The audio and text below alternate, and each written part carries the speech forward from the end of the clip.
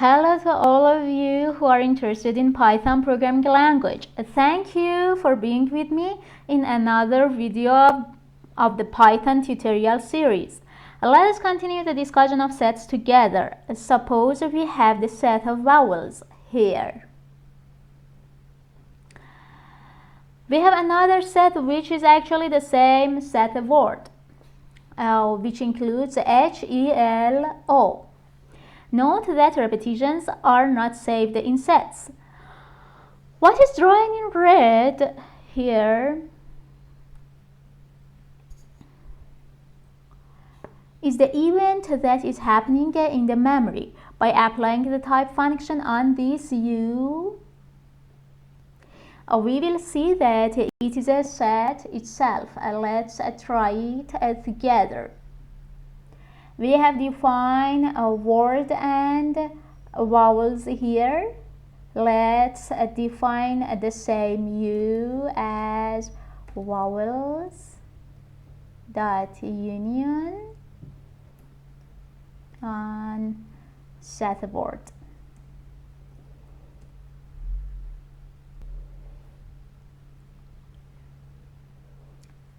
You can see that another variable with the U name is created here. Its type is set and its size is 7. We can also apply the type function here on this U, and we can see that the type of this variable, actually this defined variable, is a set. Okay, another set method is the difference method. The result of this method is those members that exist in the first set but do not exist in the second set. Let's try it. Type U. Okay, you can see that its type is U. Let's back to the difference. As I said just a minute ago, another set method is the difference method. The result of this method is those members that exist in the first set but do not exist in the second set. For example, if we define a set named D as D is equal to vowels dot difference. You can see these explanations here about the difference method. We want to apply this on the set word. Okay, let's call this variable, and you can see here that D contains members of vowels that are not in set word. We can also check the reverse process. We can also define another variable with the name D2, for example. We can apply this method on set word. The first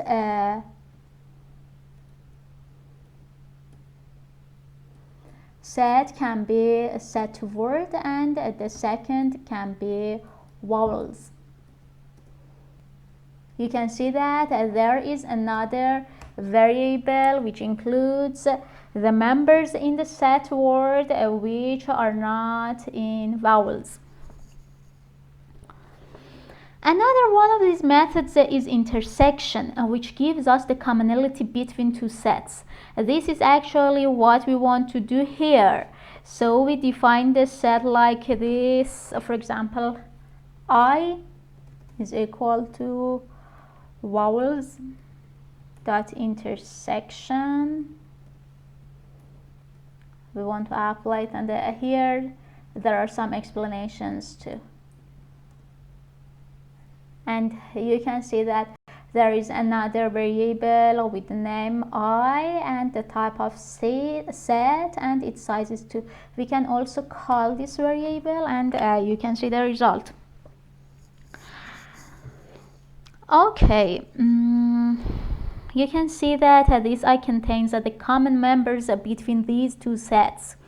Let us write this program once again with sets. We define W again through input. Let's do it here, for example.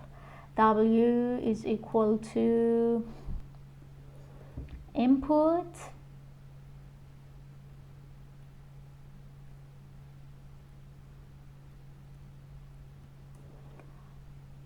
and the phrase would be, for example, enter a phrase. Okay. This time we define a set called V. How we want to create it, for example, A, E, I, O, U. This is one of the several ways. And we define found as the intersection between them. You can define found like this, for example. Found without intersection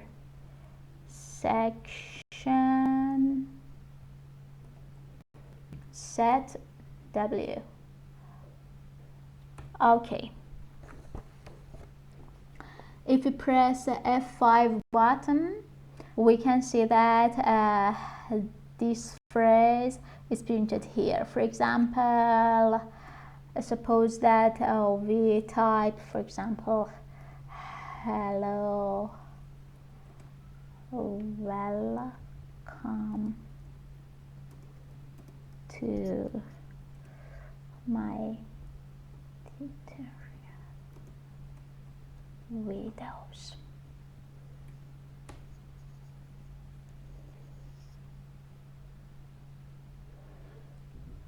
Okay, and there is no visible effects after the execution because we did not write any, for example, print command here. Okay, here we need a repeating for loop for vowels in the found, print them. Let's see. For vowels in found, print vowels, or is there in vowel for you? Vowel. Okay. Let's press the F5 button again. We have to write a phrase again. Hello, welcome to my tutorial. Okay, and you can see that the vowels in this phrase are printed here. In this way, we wrote the program this time with sets. Of course, we deleted the last part that was related to frequency count. In this way, our program will be shorter. You can run the program with different input words. So if we don't need frequency count, sets will run this program more optimally than lists and dictionaries. We saw that for this basic program, sets were better than lists and dictionaries. The question that arises is how do we know which data structure is better for our application? Of course, this depends on our problem actually. It may be possible to use different data structures in a problem, but the way of working with these data structures and their performance in programs are different. The skill of finding the optimal data structure comes when you have done a lot of practice with these data structures. Again, I emphasize that programming is a skill in general. and it takes a lot of repetition and practice to become a master. With a lot of practice, you can recognize the strengths and weaknesses of different data structures. For example, in this simple program, if the goal is only to find vowels, sets are the best choice. But if the number of repetitions of these vowels is also important, dictionaries are the best choice. Dictionaries are the best choice when it comes to frequency count. Let's examine another data structure called tuple. This data structure is a regular structure and has a structure similar to lists. Let's check tuples. I think I have. Okay.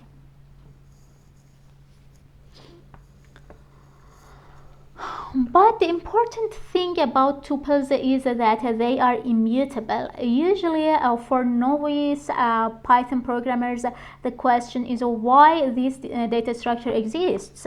A tuple is like a list that you can't change once you create it. Now, why do we need this immutability? Having such an immutable data structure can be useful in many places. Suppose you want to store a series of data in a data structure and you want to make sure that this data does not change during your program. Sometimes these data changes are not necessary at all in the program, and due to the additional overhead that lists have due to their changeability, there will be no need for them. In such cases, tuples are the optimal choice. Let's see how these tuples look like. Consider the variable v, for example. Okay, let's restart the kernel, although it may take time, and delete these variables in order to have a cleaner area to work. And then see the shape, and we can see how these tuples look like in Python, in the Python environment itself. We previously said that lists are in the square brackets. Consider the variable v equal to, for example, the same vowels A, E, I, O, and U. Okay, if you apply the type function to it, you will see that it is a list. Let's try it together. You can see that this is list. Actually, you can see its type here. If you remember, lists were data structures whose members are enclosed in square brackets and separated by commas, as you can see here.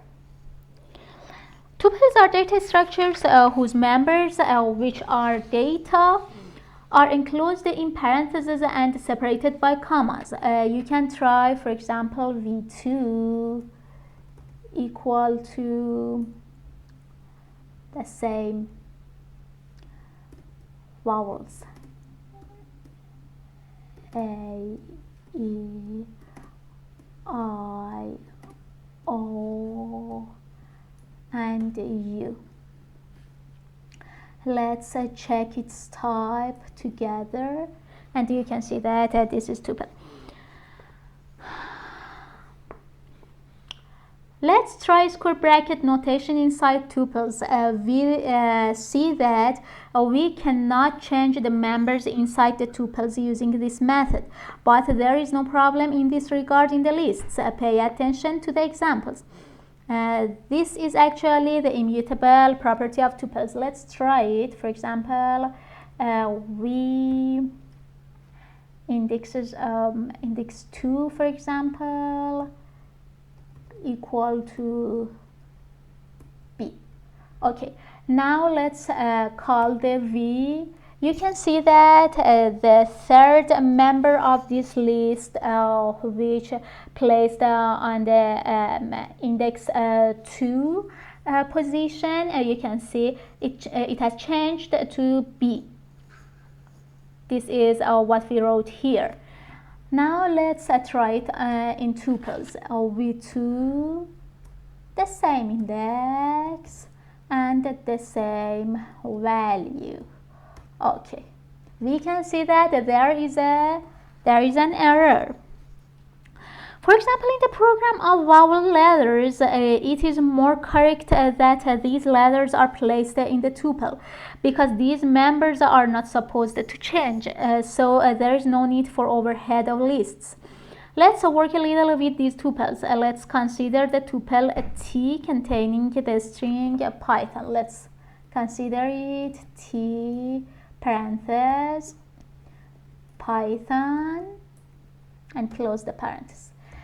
Let's apply the type function on it. Oh, excuse me. You can see that this is a string, and you can see this type here too. Oh,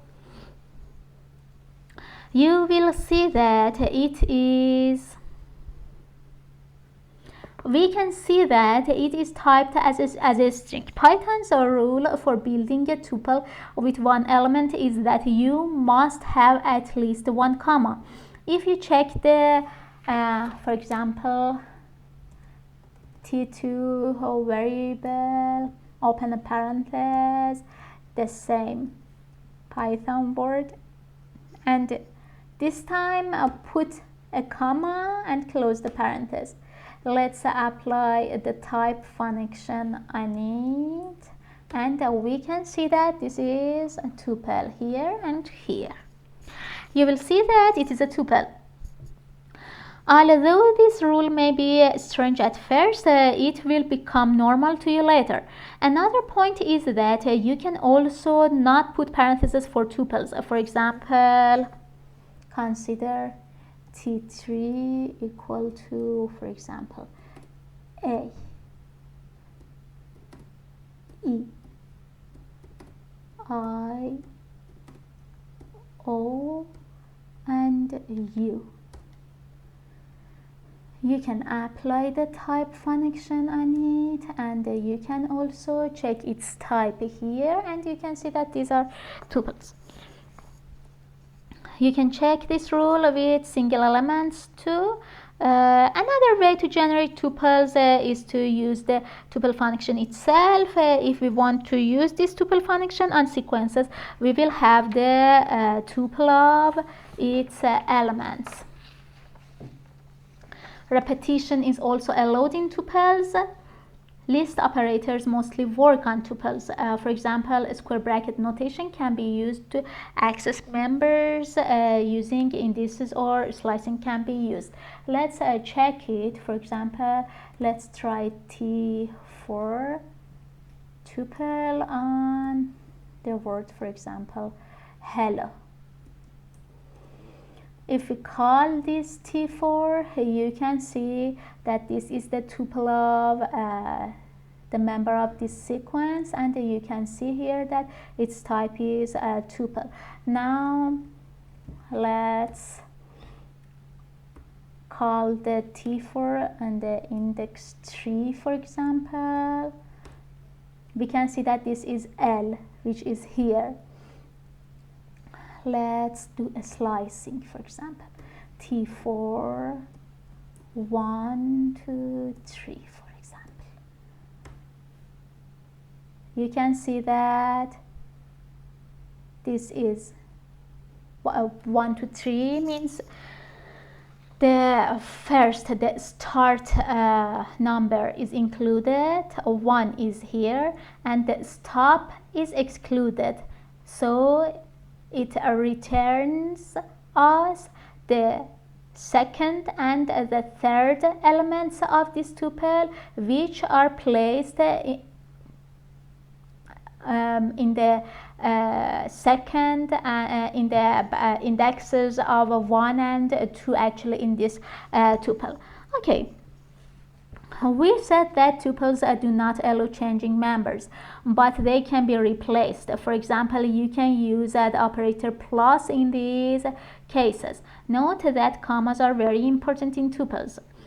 An operation that is usually needed in programming is to exchange the values of two variables. If we want to use the usual assignment methods, we need a temporary variable. Okay, let's see. For example, let's define T5 is equal to T3 plus T4. We can see that there is another variable with the name of T5 with the type of tuple, and its size is 10 because the T3 and T4 sizes were 5. Let's call it together, and we can see that it contains all members of T4 and T5. And now let's try another example. For example, we can see that A and B are equal to, for example, 3 and oh.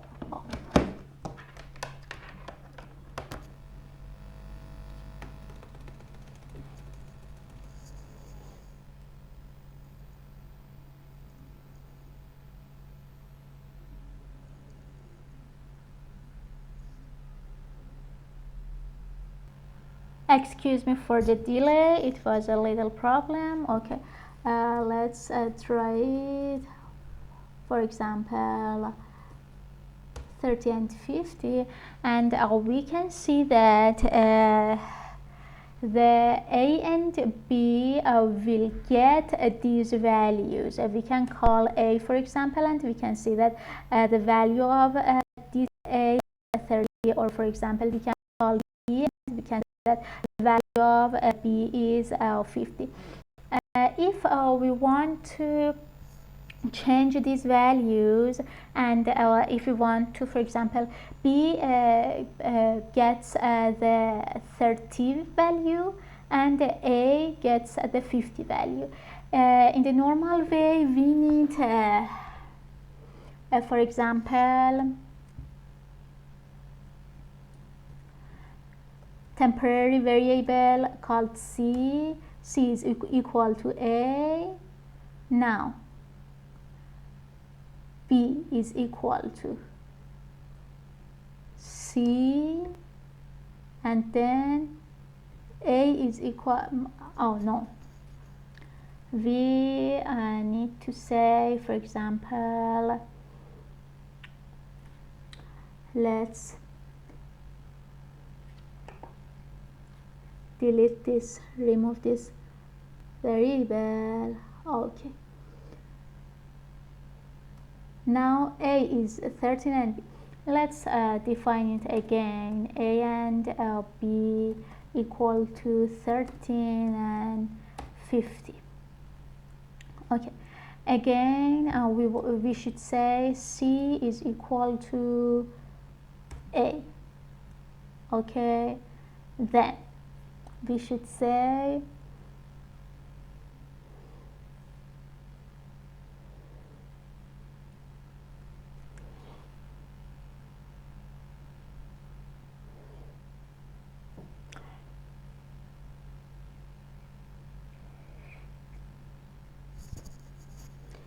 B, no, A is equal to B, then B is equal to C. Okay, in this regard, you can see that A is 50, B is 30, which we wanted. But in this way, we need the extra temporary variable C. But if we use the tuple assignment, we can see very easily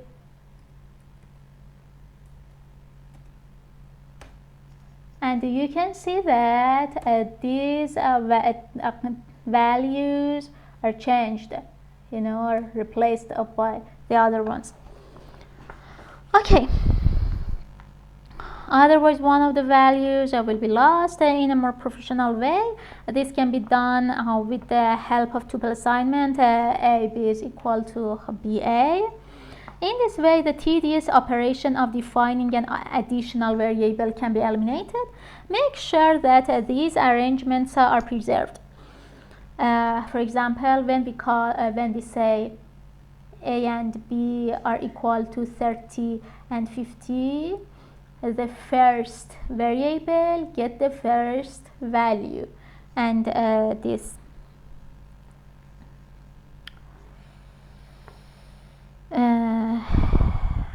okay, and these arrangements are preserved. If the left and the right side have different number of variables, you will get an error. For example, you can check it. If you say C and D are equal to 20, 55, for example, 78, you can see that there is an error.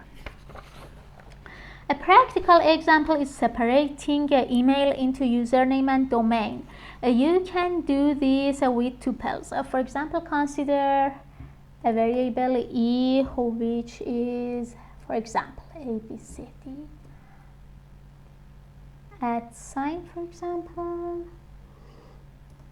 gmail.com. Okay.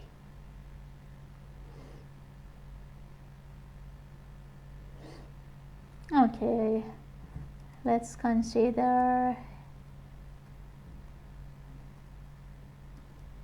Okay, we can do this like that. Okay, you can do this using this expression. For example, username and domain is equal to e dot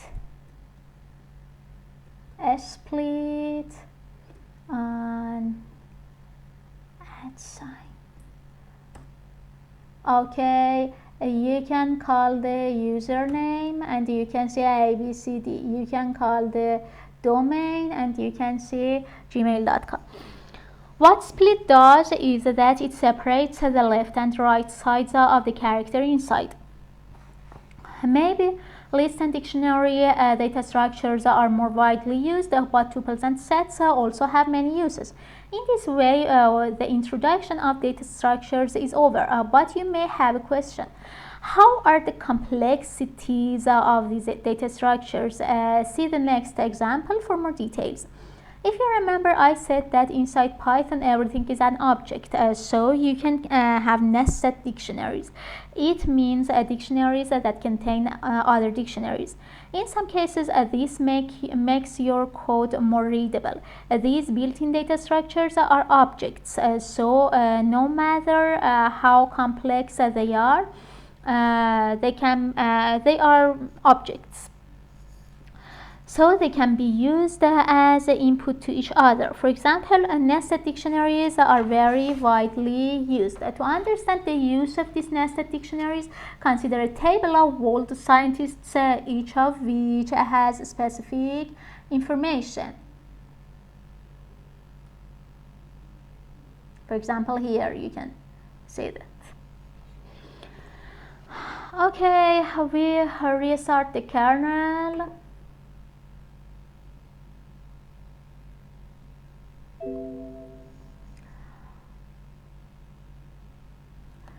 This time, instead of defining a dictionary separately for each of these peoples,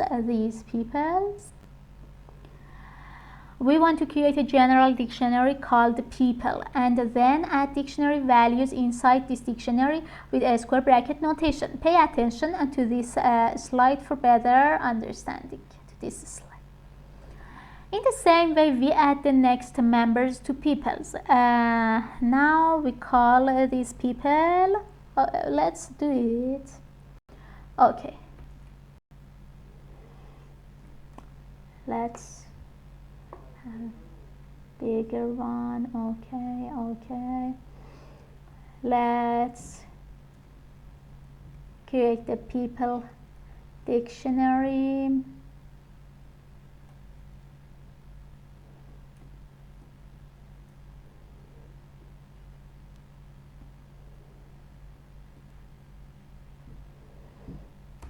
let's keep like this, and you can see that people is dict and its size is 0.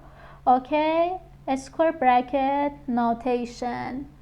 People, the first one, for example, Maryam. The key is Maryam.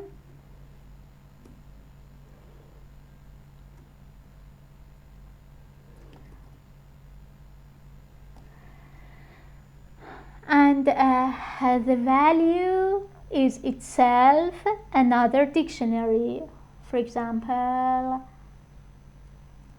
name is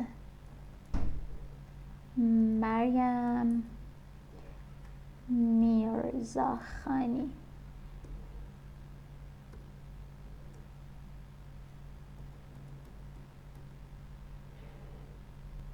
Gender is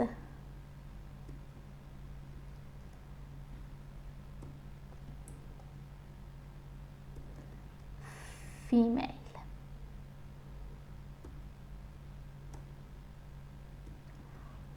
Field is mathematics.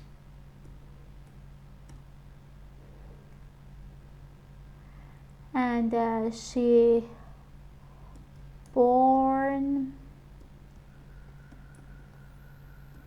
in 1977 and in the country Iran, for example. Okay, and now if you call people, you can see that it is a dictionary of another dictionary. We can also add another members of this dictionary like this. For example, the second one, Richard.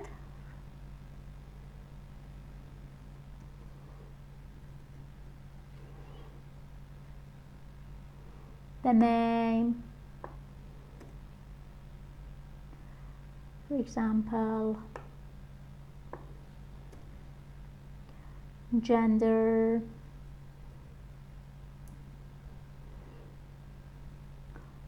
field,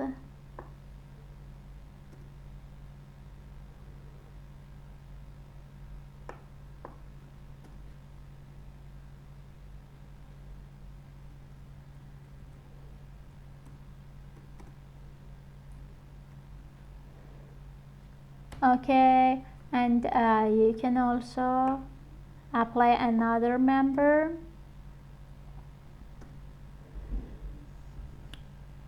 Francis.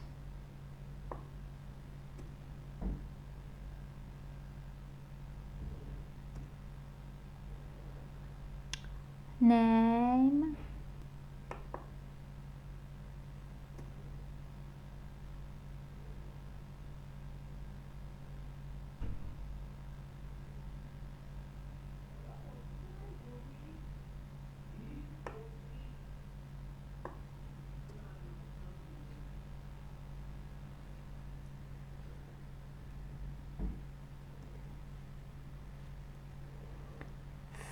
field, chemical engineering, for example.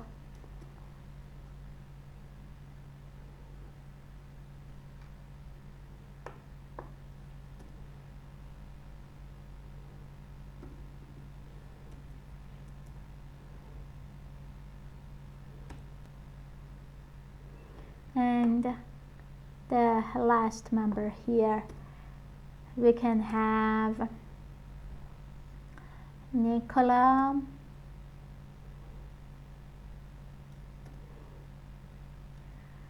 his name, Nikola Tesla actually.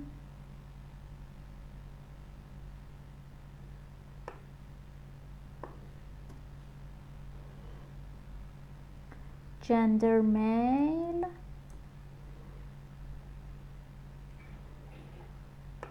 field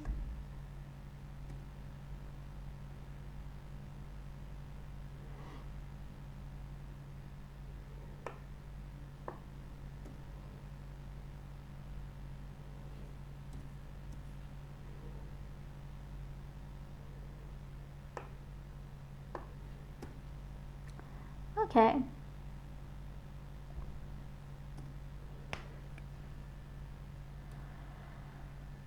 Now we can call our dictionary people, and we can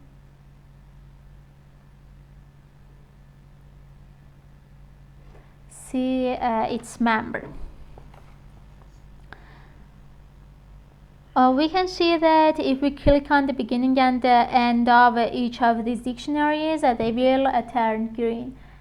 We can click, for example, here, and we can see the closing curly brace, which is related to this one, or we can click on this, and we can see that both of them gets the green color. As you can see, this is not very readable.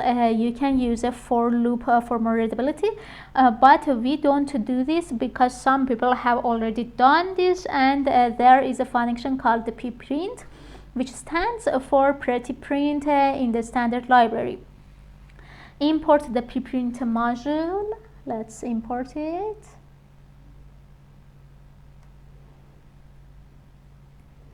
Import pprint.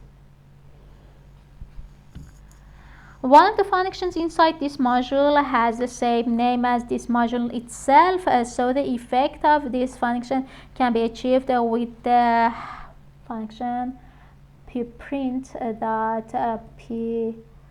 pprint. Apply on the you can see this explanation here. Okay, so you can see the more readable dictionary here. You can see it here. You can see. Okay. You can see that it gives a more regular and readable form to your data structure. However, it does not preserve the order of data entry. How can we get the information inside of these nested dictionaries? We can use the command, for example, people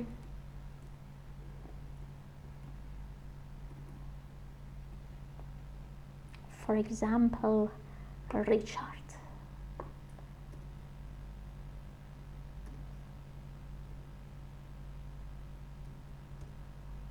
And we can access to its value here. The information of this key. Okay, we can access the information of this key here, like this. If we want to make this access more detailed, we have to use another square bracket, for example.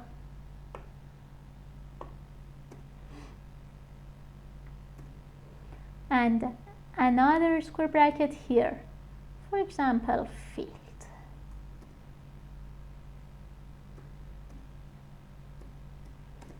And we can see